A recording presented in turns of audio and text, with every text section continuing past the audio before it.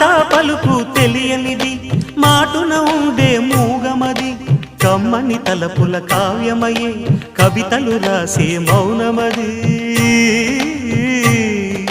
రాగల రోజుల ఊహలకి స్వాగతమిచ్చే రాగమది శృతిలయలరగని ఊపిరికి స్వరములు కూర్చే గానమది ఋతువుల రంగులు మార్చేది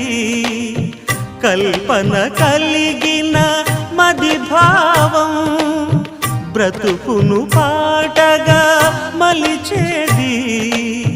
మనసున కదిలిన మృదునా